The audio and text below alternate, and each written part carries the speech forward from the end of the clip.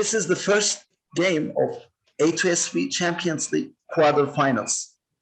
And today, Minase is going to interview first Biruk Solomon and then Feysel Mubarek on the same problem. And this problem can be seen, it is very similar to the problems that we see in programming interviews with top tech companies. So the format of the quarterfinal is compact, as well as the semifinal. We don't do everything in these interviews, but this is the beefy part. So the part where you're going to be solving a coding challenge is going to be very similar to what you're going to see. And we are going to watch two great problem solvers from A2SV, one after another on the same problem. And we will see how they will use their time, how they will approach to the problem, what kind of clarification questions they will ask, and how they will try to get to the final with an efficient and working solution. So during the competition, we are not going to do any commentation. It's going to be between the referee and the players. But after that, in the discussion group, feel free to ask your questions. So maybe for some of you, this is the first time you will see a programming interview live, and you may have some questions. We would love to answer them after the game. Thank you very much, everyone. Good luck for the players, and Minase, the stage is yours. Okay, thank you, Emre. So we can get started. Biruk, can you share your screen?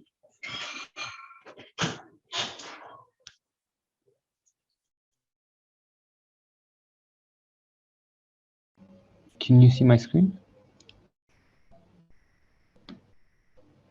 Yes, I can. Okay. So I have shared to you the question on Telegram. Okay.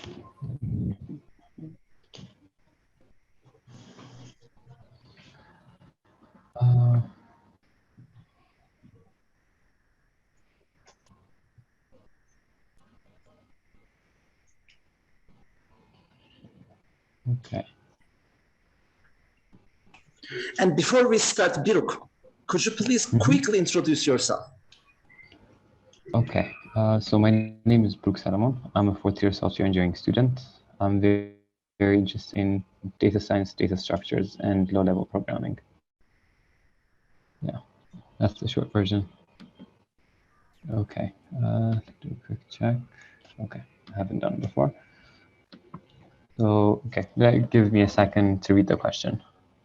Sure. Okay, awesome.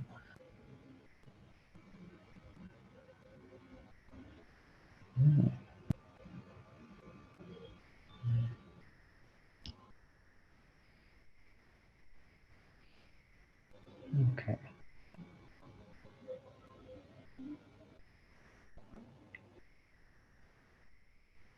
Let's see. Let's see, here's difference. Okay. So it seems to be asking us to find the longest wiggle subsequence, and what it considers a wiggle subsequence is the difference between the numbers in the subsequence that we have. So in this case, for this number, let's take this one. For this number, the difference is between 1 and 7 is 6, and then 4 and 7 is -3, and 9 and 4 is 5, 2 and 9 is -7, and then 5 and 2 is 3. So given something like this, for example, if we choose our subsequence to be the entire subarray, the entire array we have here, that means the subsequence is this whole thing can be a wiggle subsequence, because this goes to positive and then negative and positive and then negative and then positive again. So it's called subsequence if their differences goes like that: positive, negative, positive, negative, positive. And here, I think this one, since it's a very straightforward example, I think I tried to look for another one. So for this one, it shows these two numbers, then the one here, the 10 here, and then the 13, then 10 over here, then 16, then 8, so that their differences becomes positive, negative, positive, negative, positive, negative. Yes. Okay, I think that seems to make sense.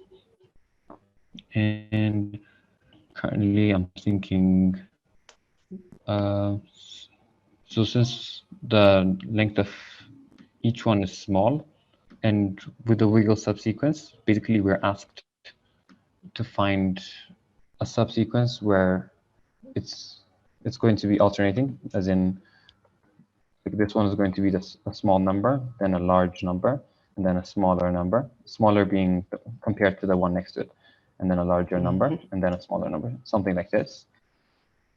And or the other way around. It doesn't say it has to start with a positive, does it? Okay. The first difference may be positive or negative. So it can also start with a larger number, then smaller, then larger.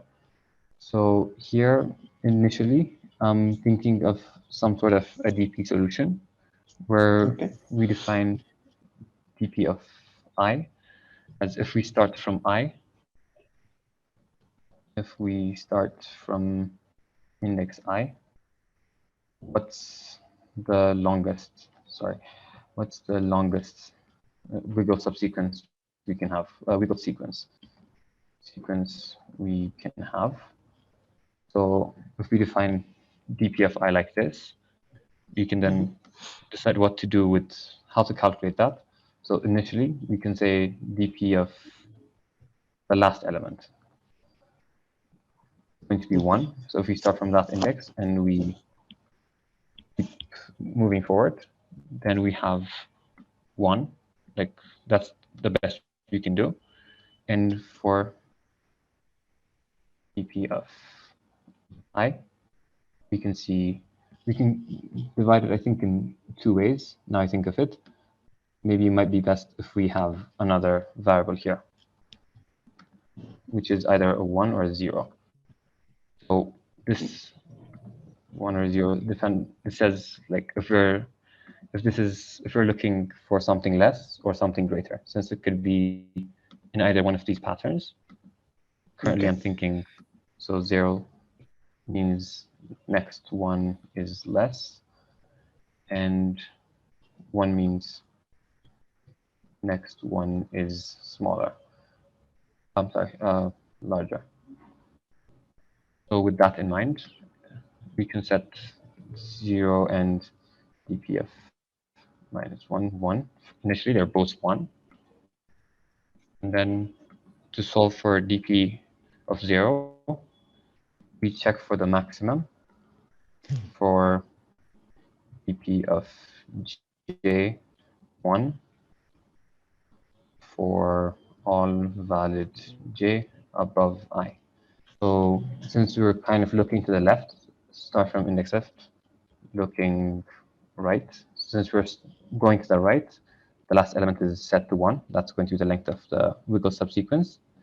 And then for these ones, it goes from the current I, and it goes all the way like until the end. And for every J it finds, if that J is less than it currently is, then our current I, what it does next is it checks for that 1. So it says if we start at this number, and then we look for something greater, because we this currently means we're looking for something smaller. So like we're here and we look for something smaller. So the next thing we should look for is something larger. So that's why we have a 1 here. And after we do this, we can do a +1. And like if there are no valid J's, we'll just take 0 if there's no possible valid J. That means, so in this case, every number is smaller than it, like every number is greater than it. So yeah. So far, does it make sense? Yes, it makes sense. Okay, perfect. And for DP for 1, we would still be taking the maximum, but this time we'll be taking that of 0 for all valid A greater than I +1. So currently we can have something like this. I'm thinking of a DP starting from the end and going iteratively to the front. And currently I'm thinking if there is, so currently this would take a time complexity of n squared, of n squared, because we have to do this inner loop for each of I elements, for each of the n elements, and for the space we're looking at an of n space because we maintain this DP array until the end. Okay. So with this would pass, I think, the time constraint, but there's a follow-up suggesting that this can be solved better. Should we spend some time trying to come up with a better algorithm? If you have an idea, you can go for it. But if you feel like we can go for this solution, implement it, and we can come back to the follow-up later. Definitely. I think your idea makes more sense. We can try to do this one and then come back once we're done. Okay. Okay. Okay. So for my DP, we can initiate it with values of just -1, -1. It's really dummy values. We won't make any use of them now. And Okay. this will be changing the values. We can like this, and we have it set to the length of nums. I'm thinking currently, since we have this edge case, I'm thinking of padding it with some value, but currently I'm not sure. So I'll leave it. We'll handle it as an edge case later. So we start from DP of the last one. For both of them, we want to set them to 1. So I can just have it here, actually. So this would set the initial 1 to 1. So we start from our iteration for I in range n of nums -2, since the -1 is already handled. And after doing that, so currently this is what we're trying to do for DP of I and 0. So for like DP, since we're doing it for 1 and 0, this for loop just iterates the 1 to just finish those 2 cycles for us. And then this one is what the for loop we're going to write next is going to be this one. Okay. So this is going to be our answer, set to 0 initially, and for k in range so from I, and we go all the way to the length of nums. And if nums of k is greater than 0, greater than nums of I, and our current j is equals to 1, that means we were looking for something greater. So in this case, this is valid. So answer equals to max of answer and the DP of k at index 1, since, this is 1, so the next one has to be 0. Just to be on the safe side for later, so that we don't make silly bugs here, I'm just going to call it like this. So if it was 1, it would be 0. If it was 0, it would be 1. So this is one valid case. The other valid case that we can handle here would be if nums at k is less than nums at I, and j is equal to 0. So we wanted something less, and we found something less. So this is still going to be a valid answer. In that case, we have our answer for dp of I at j, which is going to be answer plus 1. And then by the end of all of this, we can return our dp. We can return the max of dp at the first index, either one of the two, either this one or this one, whichever one is bigger. So this is the current idea I have. I'd like to walk it over a smaller example to test, but I think this would be the only viable example that's not straightforward. So I'll try to speed through this, see if I've missed anything. So this initializes our array everything to minus up to 1, 1. So with that set, we start from length of nums -2, which means we start from this number, from 16. And then we're trying to answer for 0 first. So 16 is trying to look for something smaller than it. So the answer starts from 0. it iterates from its current index all the way to the end. So this is, that's wrong. It wouldn't cause anything since they'd be equal. Like since there's no equality check here, it wouldn't affect it, but it's unnecessary to start from I. So we start from the next index. So from here, and then we go up to the length of nums. So it only checks 8. It compares it if it's greater, it's not. It checks if it's smaller, it is. So and j equals to 0. So in this case, this passes. Then it's going to be 1 answer in this time. So answer plus 1 is going to be 2. And when we start from, and we have to also check for 1. So 1 case meaning it's looking for something larger. It doesn't find any because it goes into this category, and j is not equals to 0 by then. So it doesn't get updated. Oh, I think in that case, oh yeah, yeah, we're still fine. I was worried if I initialize this out of here, but since it's under like this for loop, it should be fine. Aside from that, let's see if we come up with an interesting case. So once we're at 10, we look for something smaller and something greater. For something smaller, it tries this first. It sees that it's 1. It's currently 1, so it sets answer to 1. By the time we get here, it just checks if nums of k is less than it, which it is, and j0 it is. So it also sets it to 1. So nothing interesting happens there. If it's looking for something greater, it only lands here. And then it's, yeah. So currently it looks fine. I didn't walk it thoroughly through the full example because I also want to try the follow-up question. But I feel fairly confident that it might work, aside from maybe a silly typing bug, typo. Should we try it out?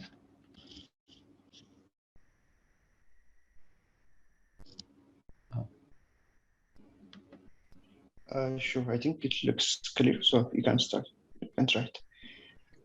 Okay. I guess usually I'd walk it over more edge cases, but something like this perhaps. 0 and 2. I start from nums minus 1. Should have been fine, but just for clarity, yeah, I think I'd love to see why this is the case, but I'm not modifying j anywhere here, right? So no. I print ing here, but I'd also want to know why this happened. So it starts from nums minus 2. I think this multiplication here was wrong.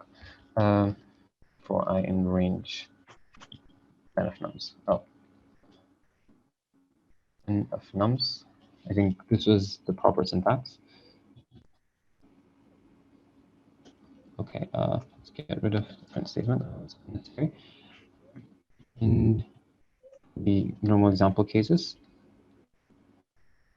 I think it would work also. Should we try for the ON solution now, or should we submit and see if this works initially? If like you don't think there are edge cases, let's submit it and we can go for the. Okay, I guess we can do a quick rundown of edge cases. The first edge case I thought about was if the numbers were equal. For example, we had like 1, 1, 1, 1. But since the wiggle subsequence clearly said it had to be positive and negative, I thought 0 would not be part of that. So that was not handled. So yeah, I think that was the case. And it has to. So another case that I was thinking was if this goes too large, or maybe if it was only 1. Since our base case starts it from 1 here, and since it says that 1 can be a subsequence, like a wiggle sequence, so it's fine. We can still handle an array of 1 element. And aside from that, I can't think of any other additional edge cases. So if it looks good, maybe we can try it out. Yeah, go. Okay. Okay. And it is slow, so I'm trying to go for this solution. And the first thing that came to mind was trying to eliminate this. And the best way I can think of was using two stacks. So like, to elaborate, I was thinking of having some kind of like min stack and max stack. It's not a clear solution yet. I was just thinking about it while I was doing this. So for the min stack, we just keep Okay. store of all of the minimum numbers we've seen, all of the numbers we've seen so far. Same for the max stack. Once we're looking for either 2, like whether 1 or 0, that's when we do operations on the min or max stack. So let's imagine we put in the last element first. Where was it? 8. It's in both of them. So next we look for 16. First we look for something smaller than it. We find 8, so it's fine. We just append 16 at the end, and everything's looking good. So on the other case, when we're looking for something bigger, we find out that 16 is not a good, 8 is not a good fit in our max stack.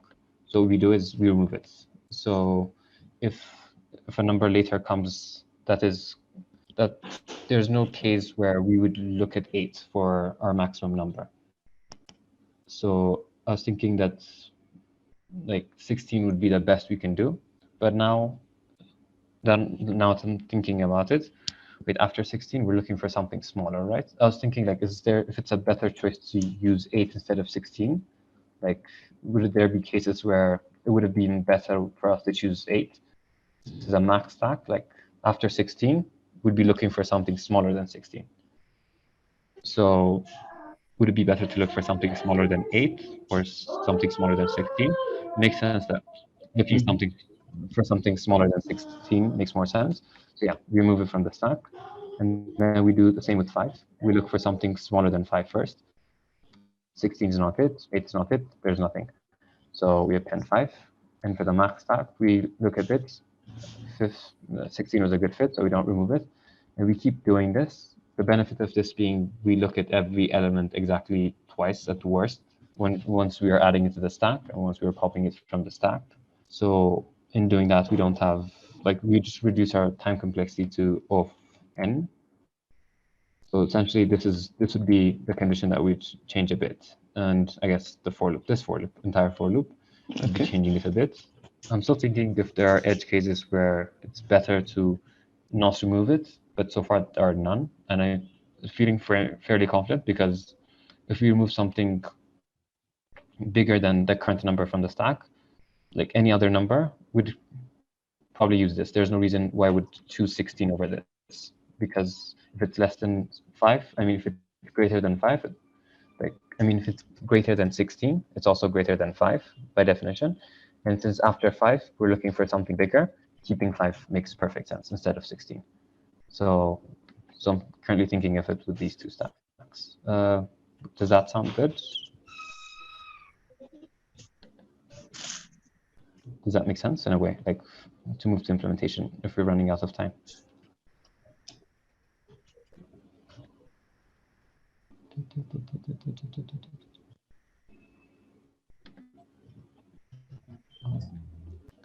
I think I'll assume it's okay by the referee and I'll proceed. So in order not to change too much, I wanted to keep this for loop, but I don't want to write it twice. So like, let's just say target stack. It's either going to be min stack if j equals 0, else max stack. And now we go all the way until target stack. And actually, instead of doing this, we can have a while statement, while target stack. And we check. Yeah, I think we still have to have this weird sort of check. Target stack. We're looking at the top of it. If it's greater than nums, and it's all of this first. And if it's target stack -1, if all of this holds, then we just do this and we move on. So we append it to our target stack. Stack dot append number itself, nums at I. and then we move on. There's nothing else to do. But if that's not the case, then we have to pop the element from the stack. So basically, every turn we either break immediately, or we get our answer, we break, or we continuously pop until there's no more. And since, like in both cases, by the end, since we're appending, let's put this down here. So we append the number in our target stack eventually. That's always going to happen. And what's k here? It's not defined. We also need the index in that case, since k is part of the answer. So we append both the number, its index. So for here, we need to do something like this. And it's a bit long, since I'm thinking of it while typing, sort of. But so we needed the information for RDP. We need to know the index of where it was located. So we also append that. And I guess with that, we're almost out of time. So I'll just initialize both my min and max stack. Min stack, max. And we need, that we also need to initialize this with our first element, our last element. And then -1. Yeah. Minati, are you there? Testing 1, 2, 3. Minati, can you hear me? Biruk, if needed, we can extend the match 5 more minutes. Starting quarterfinal, we have extra times. So if needed, we can go 5 more minutes. And still, you have some normal time, I think. We still have 4 or 5 more minutes before the end. Okay. I mean, if I knew that prior, I would have taken more time on this one. But since now it's finished, I don't have much left to do. Let's see. And like one thing that would be nice to see is what other type of test cases would you try? Not for this code, let's say, but in general, someone else has written the code and you're there to break it. What type of tests would you try? We have seen some edge cases, like you show, right? Once test cases 0, and what other test cases and why? These test cases, obviously, see if some of the edge cases were filled out, and I guess maybe another one could be like type of situations where we have multiple options. So like, I think one path could have been taking this first non-negative thing, like first less or first greater number you find. So I'm not sure how to come up with an example for that yet, but maybe there's a 5 here and then a -2, and somehow like taking the first less or the first greater element would not yield the optimal result if there's a greedy approach. I think that's something else that I also try to see, because I think it might invite greedy solutions. And I guess I can take a minute to try to think of a test case where a greedy approach would not work. So please take your time. I think that example would be very useful. And by the end, if you can also give us why you think that is going to do the job, that would be great. Thank you. I see.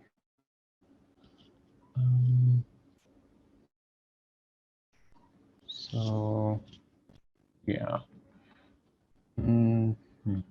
this is the same, but like for 2, they might go straight to 6. They might go straight to 3 because that's the first greater number they find, and from 3 they want to find a smaller number, and that's not possible. And they might look again, like from 2, a smaller number, that's also not possible. So they might return, if we start from 2, the best we can have is only 2 length. But if they started with from 2 to 6 directly, they would have found 4 because 4 is less. So 2, 4, 6, 2, 6, 4 becomes subsequence. And so I think something to fail the greedy approach.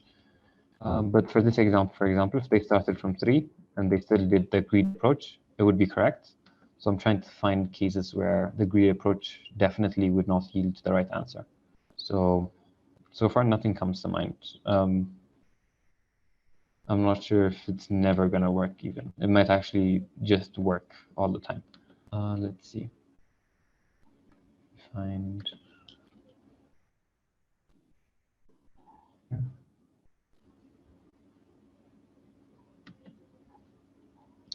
Yeah, so far I can't come up with any cases, so I'm not sure that the greedy approach wouldn't work in itself. So that's something I'm reconsidering now.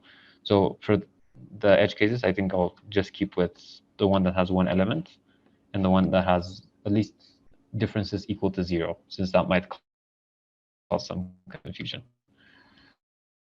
So do then like this, like where there are equal elements and we completely ignore them.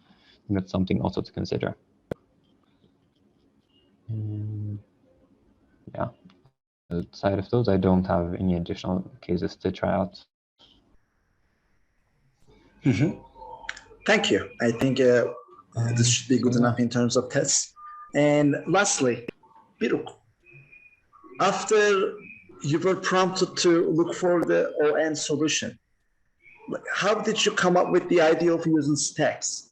Like, how did you get that kind of a clue from the question?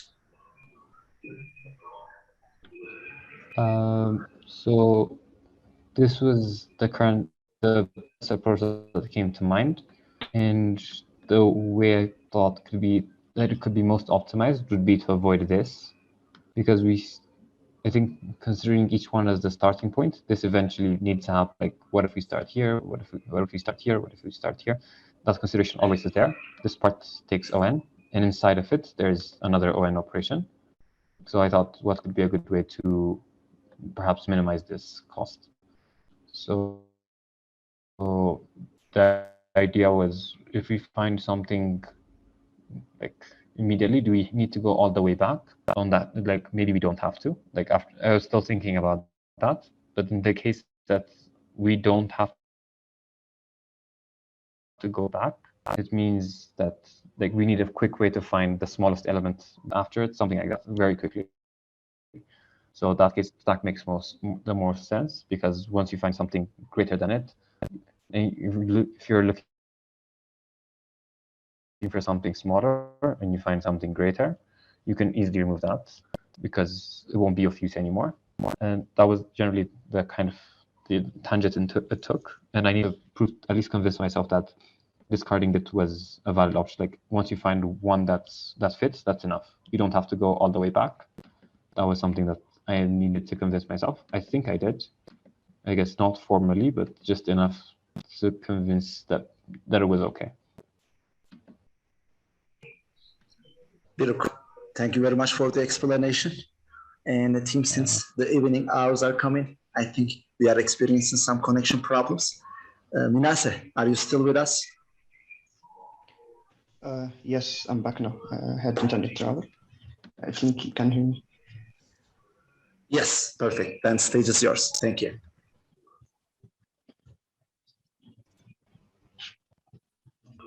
Do you have any additional questions, Minase? Like, I would like to see if he can come up with. Hi. Hello. You can hear me, right? Hello. Yeah, loud and clear.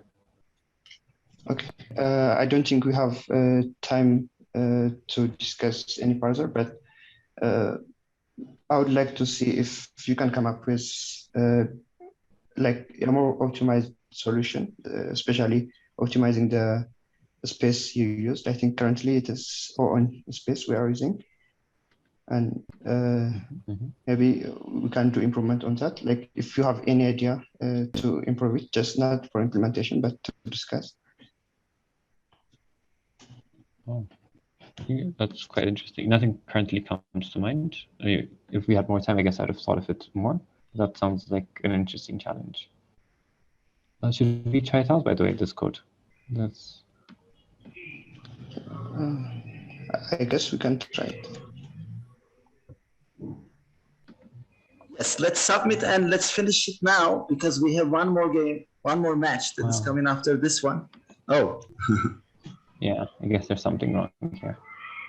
So I guess we can take it as the ON has some issues, and then we can move on to the next interview.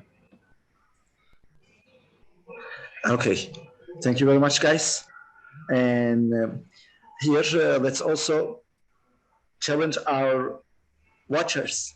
If you can come up with an input which is going to break this ON algorithm, please, we would love to see how you're going to challenge this code.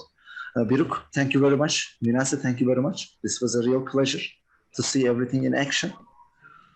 And yes, due to time limitation, now we are going to continue with Fire. And Biruk, if you stop sharing your screen, that would be great. Thank you. Sure thing. And Isaac, let's invite Fire to the room. Yeah, I've told him.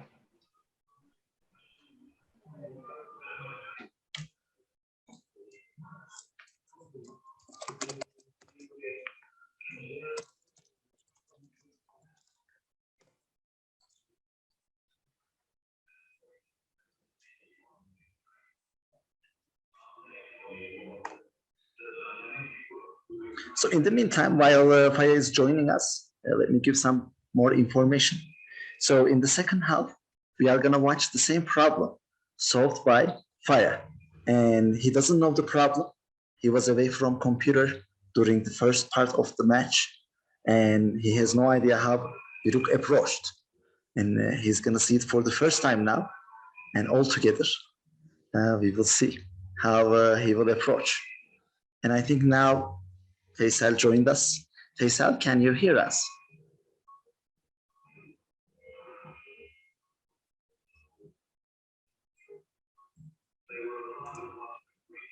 Okay, he may be having some connection problems. Can you hear me now? Yes, now we can hear you.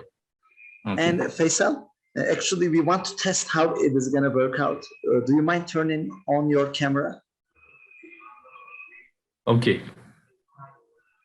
But I think it's black and white and it has cut me in the middle. I don't know why. I think that's fine. After you share your screen, your head is going to be smaller. And let's see how this is going to look. But so far, it is looking good. All right. Okay. Thank you very much. And because of our time limitations, I'm directly leaving the stage to Minase and you. Good luck. Thanks, man.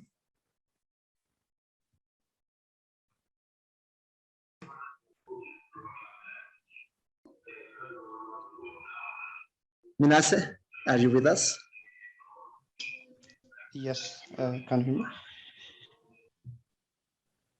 Yes. Please go ahead.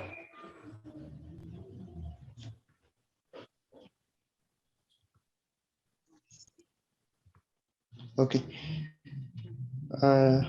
Faisal, can you introduce yourself? And we can get started.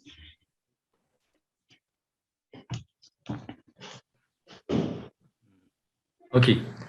My name is Feysel Mubarek, and I'm first batch from A2SV member, and I graduated last year in software engineering department. And today I'll be participating on the championship, which is conducted by A2SV. Yeah, that's me in a nutshell.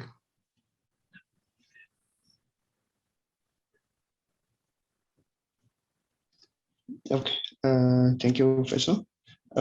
It seems like you have solved a question before. Yeah. Am I right? Mm-hmm. Yeah, I didn't remember the question, but I think I've solved it already. So I have a backup question. Should we go for that one? Yeah, I think so. Okay. I will send you via Telegram. Okay.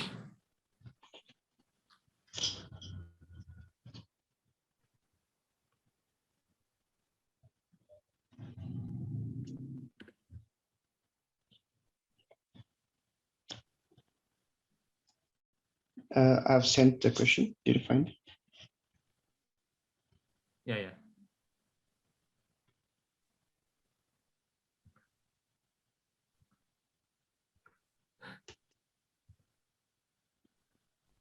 It seems like I've already solved this question also.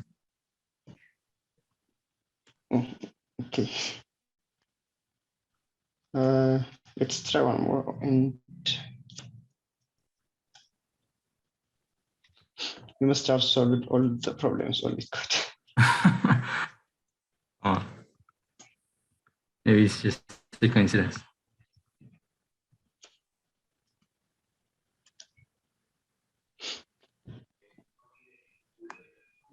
And team, this is the first time we are organizing the competition, and there are things that we are learning. So as an organization committee, one change we are making before the further games is making sure the players didn't solve the problem beforehand.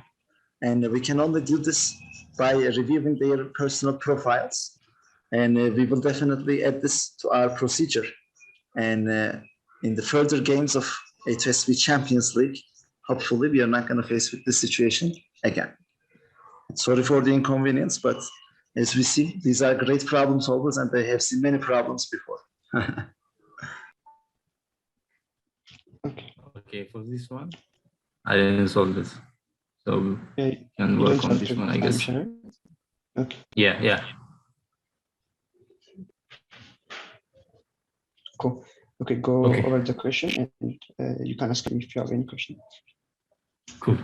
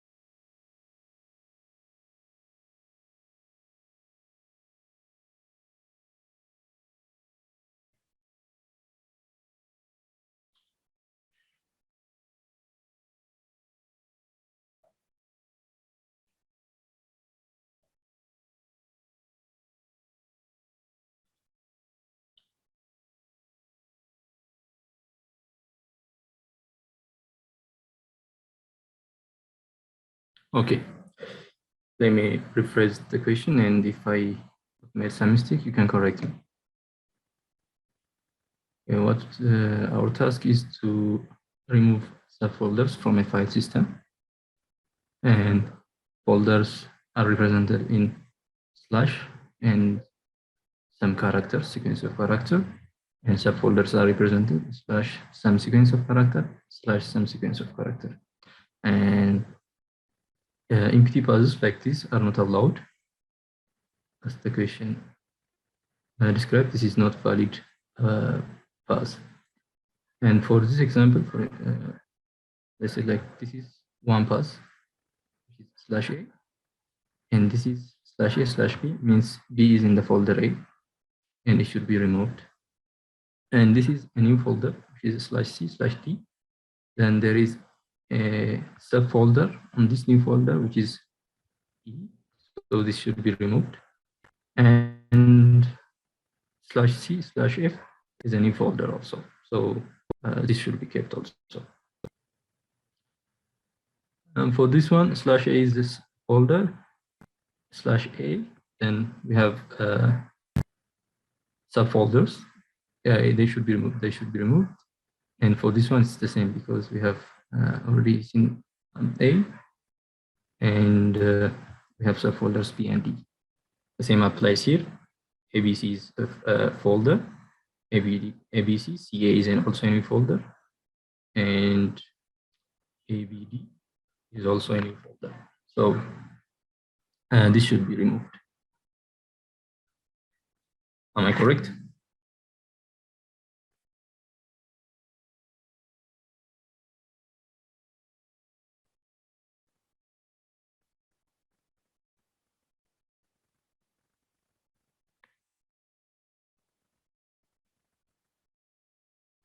I'm not saying. Can you hear me?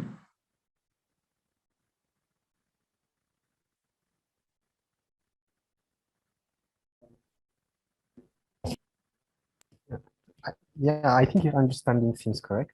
Maybe if there is anything that you're missing, you can spot it in the middle of your process. Okay, I see. After getting the question, I would like to see what are the constraints in the folder language. Is the list of folders that will be given is 40,000, and each of the folders could contain around 100 size string representing a path, and each folders only contains lowercase letters and slash is a path also. Okay, so let's start for this one. Each folder is also unique. All right.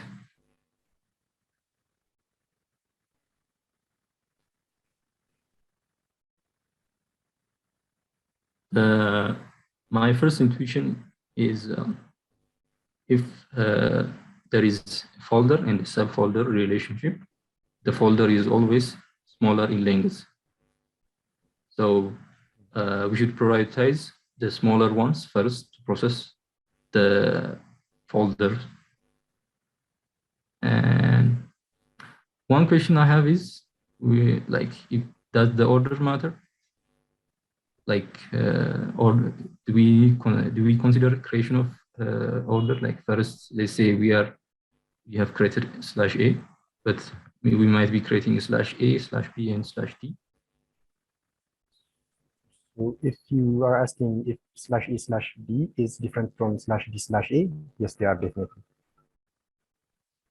Sorry, like what I mean was if these two are the same, their outcome. ABD and A. Yes, A would be the top level directory and the others would be separate. Okay, we shouldn't consider, okay, so we don't consider any order in the creation of the folder. So I can assume that all of the subfolders are shorter in length, all of the folders are shorter in length than their subfolders. And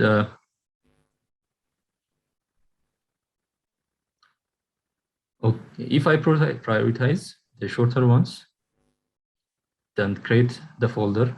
I don't need to create it like manually, like I can simulate the process of creating folders. Then I can process every folder path that is given to me by prioritizing the small ones. And what I'm thinking is to using try. and I can build a folder structure using try. Like for example, for this one, this is A, and there is an int representing the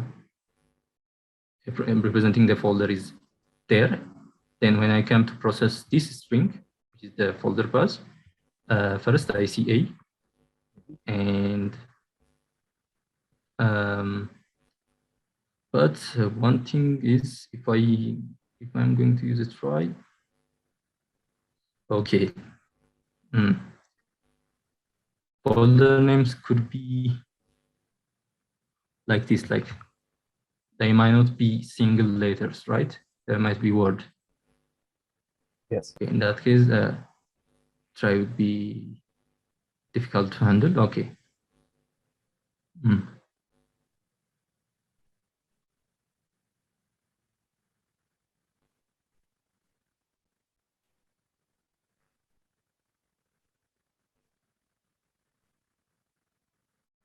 But yeah, I think I still can process this one. Like if it is like the slash lit code, I can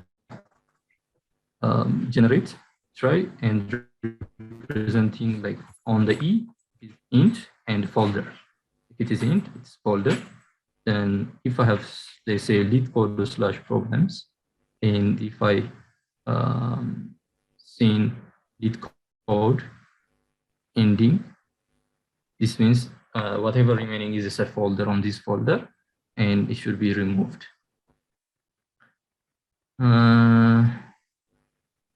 That could work, but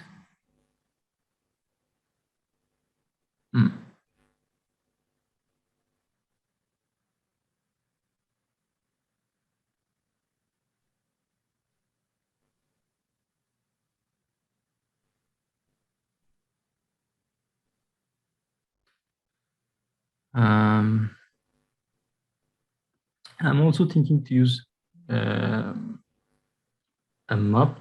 It is maybe could be a set to check if the folder exists before. Like for example, I can insert this string as a whole into my set. Then I can split this part into separate parts. But if I split them, the problem, I need to check every string if it exists on the map by concatenating each time. The time complexity works, but I think assuming I'm going to use try, that could work. I only make end of a word or end of a word at the last position. For example, if it's slash a slash b slash c, I'll make the end at c. Then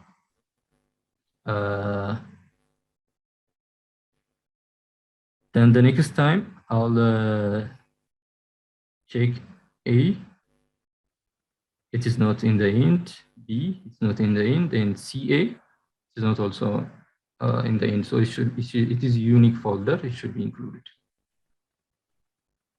Every time I process each folder path separately, and I check every string last position. So for example, for this one,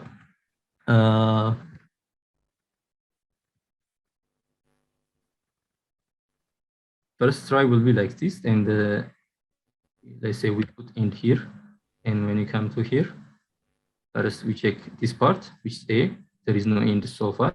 We check this part. There is no end so far, and we check this part as a whole, not individually. If I check it individually, I will get end here, and I treat this as a folder, and I mistakenly can remove this. But if I treat the whole word and check if after ending this word, if I have a folder that is ending, I can remove this part. But for this case, if I process the whole string, which is CA, I'm not going to find any ending. So this is also unique. And this on this, also this will be unique. So I'll process every separate passes by using like every separate passes, treating them as a folder and checking if there has been already discovered folder before. What would be the time and space complexity? Okay, the time complexity will be, first I need to sort them based on their lengths to prioritize the shorter ones first, and that would take me sort it and log in, and based on their lengths, yeah, I can give custom comparator function to the sorting algorithm that could only check their lengths, and checking lengths is also constant. So the sorting would take n log n. Then after that, I'm gonna check every string in the folder by processing every character. So in that case, it will take me, if I say the n represents lane of folder, and L represents the lane of folder at a given index. I'll process it in n times L, and in that case, the time complexity will be n times L. N log n plus n times L.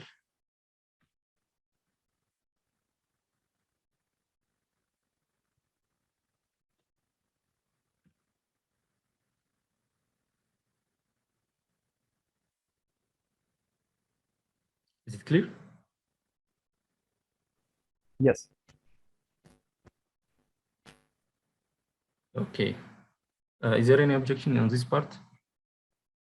Should I go for better approaches? Maybe we can have Nasi's opinions. Okay. I think this is a good approach. Like if everything is clear, we can go for implementation. Okay. In that case, I start by creating the try node. For simplicity, I will call it node. And I will have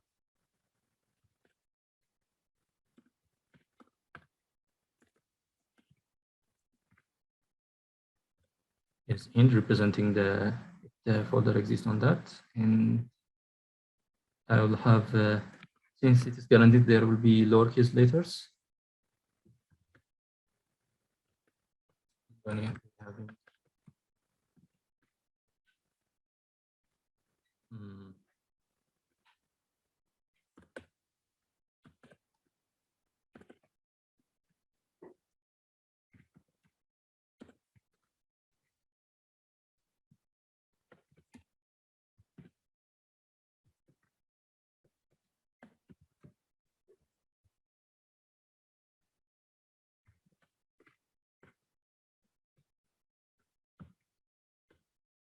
Twenty-six represents the size of the alphabet, the lowercase alphabet characters, and this represents the try node. And first, I need to source the folder, and I'll give it custom comparator to check their lengths.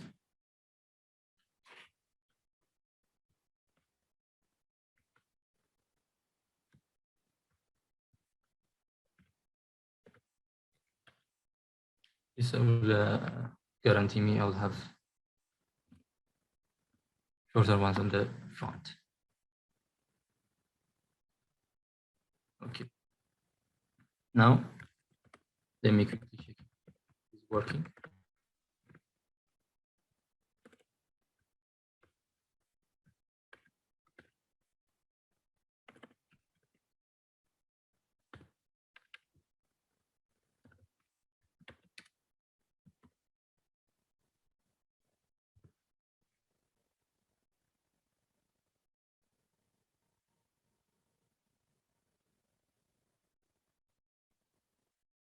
Yeah.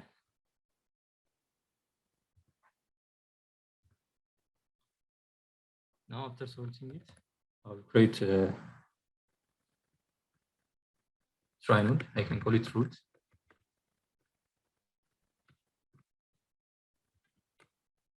I'll give it false for is int property. Then I'm gonna be iterating through the folders.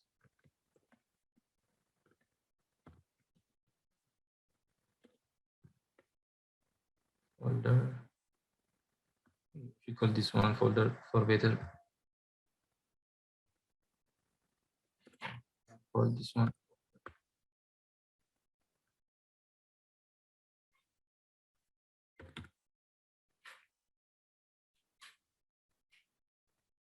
And now I should split the folder using the slash character so that I can get every folder on every folder. Then I'll have a string pass and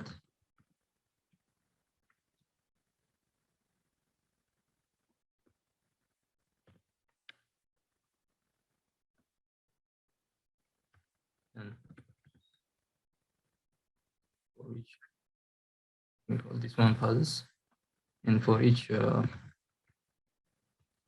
string pass and passes.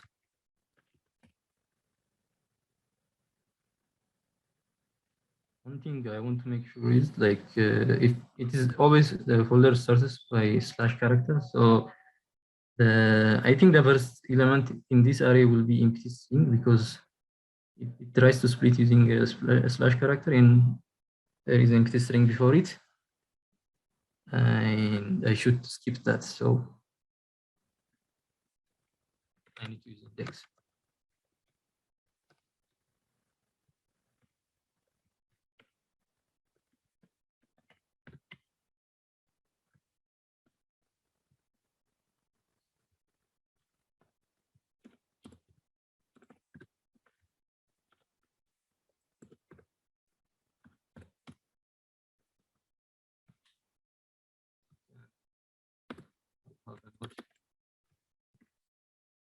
You can put it node for now. Always start from the root when we are processing folder. And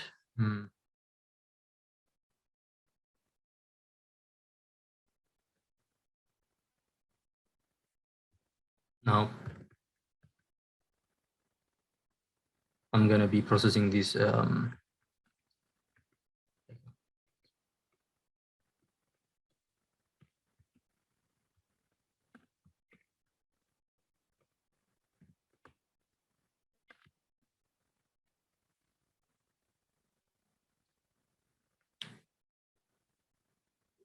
and now I have I can get the characters.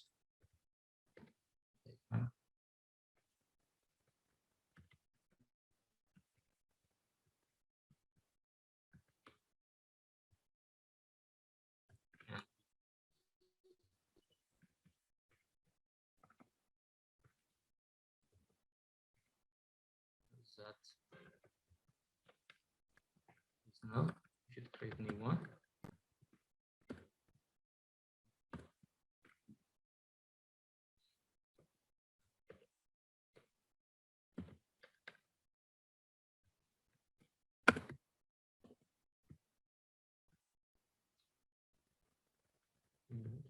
Initial is false,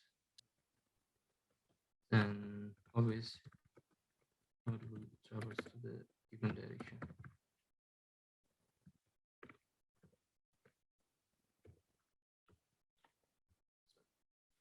After finishing this loop, we have processed one folder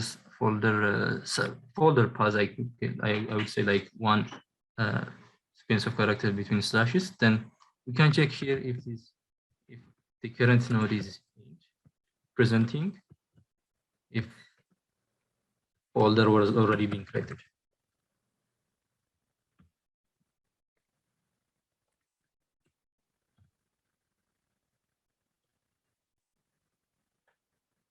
the folder before this one was already created, I would say like we should continue only if it's not int.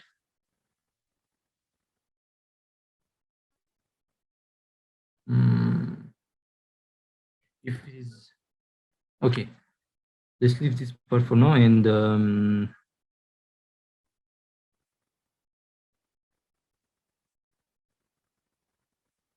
okay, yeah, I need to have a boolean that keeps a flag that can I use as a flag, and I can call it can skip or can add. Initially, it is true, and if we found not to be while traversing, I can change it into false. Then I can also break. No need to process after this.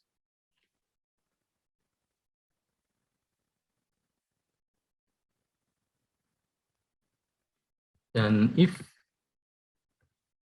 I can add only, I will add it to the result. Then I need also the result here. You can call it removed folders, parsed folders.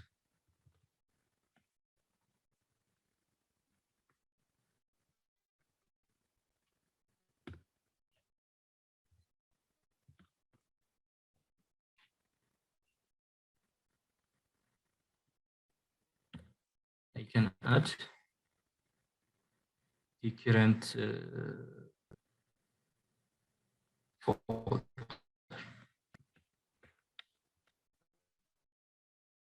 And finally, I can give a parsed folder. Sorry for the inconvenience. I'm going to plug my charger.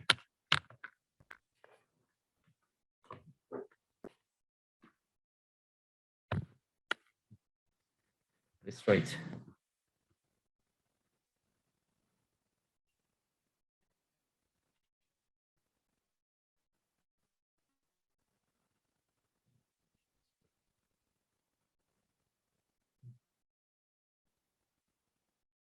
Oh, I should make true. If I add it, I should make it true. Yeah, this is working.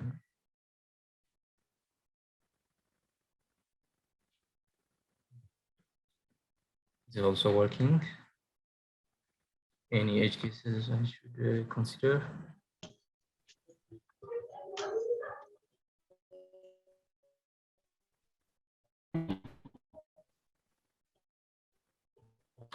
Are you talking, Manasi?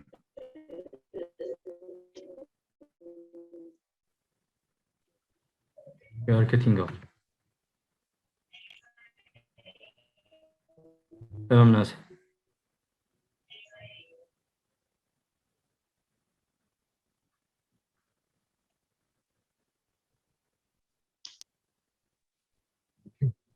Hello, Amruz, are you there? Yes, No, please I wasn't talk talking. Yes, I'm Oh. there. Can you hear me? I thought you were talking about something. I wasn't talking. I think you regret, and if there are no edge cases, we can try submitting. Okay, yeah. Should try something. Yeah, fire with.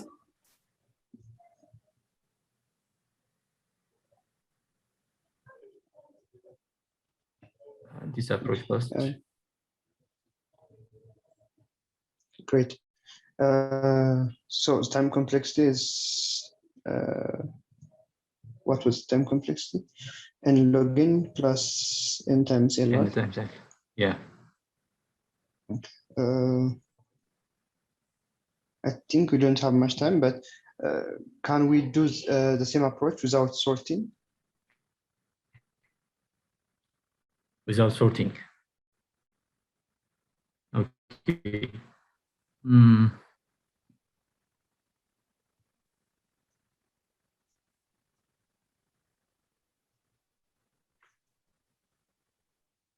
Without sorting the array, let's say we can use this example. Let's say I have this one. I add it into the try. Mhm. Then I found this one, this shorter version of the previous one. So if I include it in the result, I should remove this part.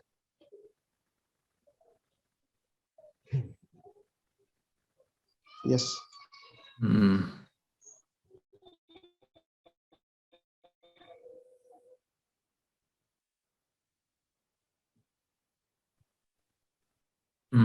What I can do is like I can create only the try first. Let's say I created this part, then I try to insert this one, which is the shorter version of this one. It's in here.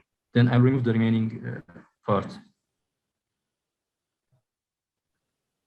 Then next, let's say I have this one, which is longer. I skipped it. Then the try will hold only the folders that doesn't have any subfolders. So for this one, I say I started by these.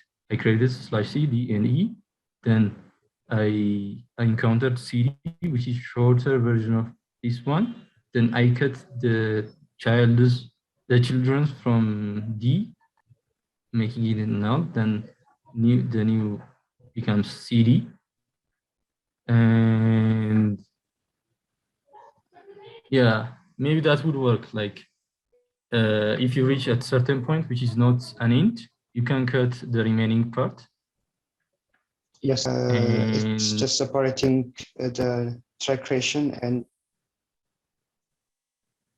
Yeah, first you you change your way of creating the try. Like you don't directly add the words, and instead you just create tries. And while creating the try, if you have seen a shorter version of previously created paths, you remove that part.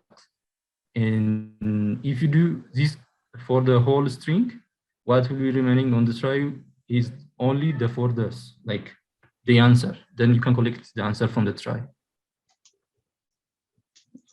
Yes, I think that's how we approach it. Yeah, in that case, the time complexity becomes in a time cell. You don't need to sort it. Yes.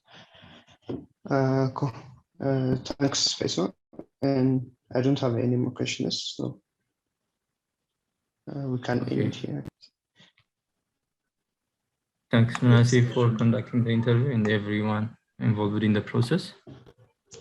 It was a great interview. Thanks, everyone. Okay, thank you. Thank you very much, Paya, Minase, and Biruk. And now, Minase, let's get your read on the game. What are your scores and for what reasons? Can you quickly summarize your feedback, please? Sure. Okay, I'll start from Brooke's review. Brooke was fast to understand the question and also to go in the right direction, and like the overall flow was like clean, and like he did everything like he need to touch. He checks every edge case. I think he submitted the first solution within the first 15 minutes. That was great. And for the second approach, I was breaking in the middle and I missed some ideas he talked about. But the idea seems right, the approach seems right. And I think there was implementation bugs.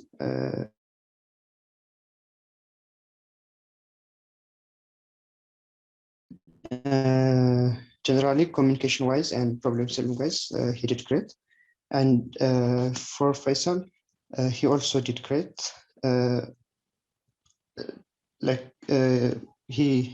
After he understands the question, coming up with a try approach. And okay, so just one minor correction, Minase, because you weren't part of the second part. You were breaking up when Biruk was going with the ON approach.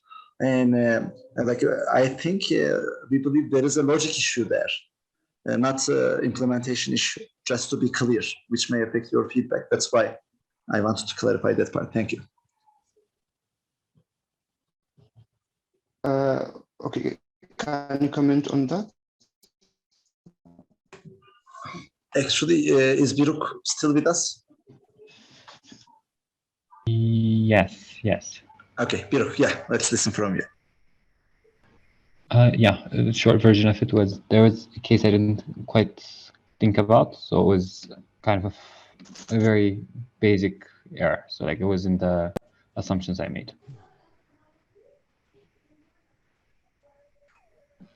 Like, can you tell more, Biruk? Like, is this issue affecting you in many cases? Like, I think I'd say so. Yeah, I wouldn't say like this solution would work. We'd probably need to edit it properly. Like it wouldn't be a small fix to do. thank you.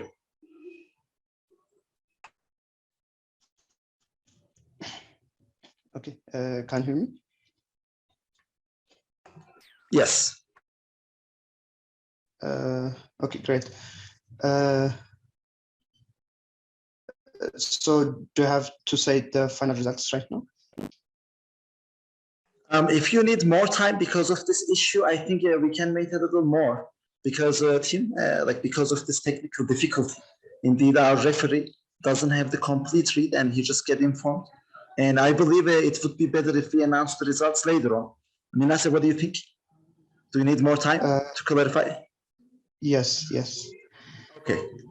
And let's continue with Minase and the first match reviews.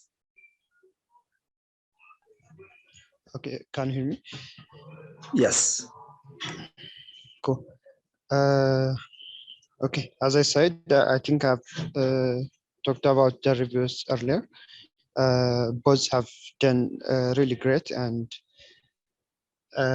like one thing that makes the judgment harder was they didn't compete on similar question, and like Brooks' questions seem to be a little bit harder than Feysel's question, at least from my perspective, and that makes it the judgment a little bit harder. But I have tried to collect some inputs from other people as well, since I was cutting off in the middle. So like it's really competitive and it's really hard to like choose a winner among them. But one thing I considered is like the optimal solution for both solutions, and Brooke had a second solution which is not like the most efficient, but efficient than the earlier solution. But there was also ON time and like constant space solution. And as of Feysel's question, the try approach is the best approach. There are some solutions as well, but the try is the most efficient one, and he just went for it. And just with this minor parameter, I will give the win for Feysel. But if there are any pointers, I will consider them. Minase, thank you very much. You are the ref, and we trust in our ref's judgments. And as you said, at this level, since we have great problem solvers, usually the minor differences decide the result. So there is no loser actually in this competition. So we want to thank both Biruk and Faya. And now to give a little more room for thinking for Kalap, maybe we can get the opinions of our teammates and Biruk. Let's get you to the stage for the press speech. Is Biruk with us?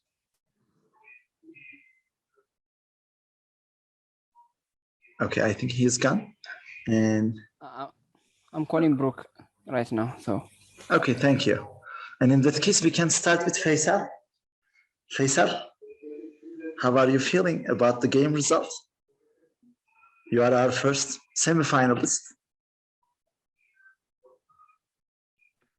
Hello, Emre. Hi, Feysel. Sorry, could you repeat it? I couldn't. Yes, so you are our first semi-finalist. And how does it feel to be in the semi-finals? Oh, really? No. I wasn't expecting the result to be like this, but it feels pretty amazing because we all know what Biruk can do, and he's our top, head of our problem-solving ability, we can say, and he's one of the strongest candidates we have, and it feels good. Maybe Very I'm cool. out of order because I wasn't expecting this. And do you have any message to your semi-final opponent that we don't know yet? Well, I would say good luck for both of us. Even though we have one winner in the end, we still are all the winners we have come so far.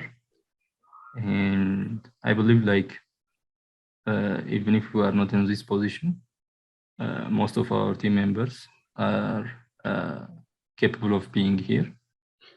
It's a matter of the little things, I would say. So we all are winners.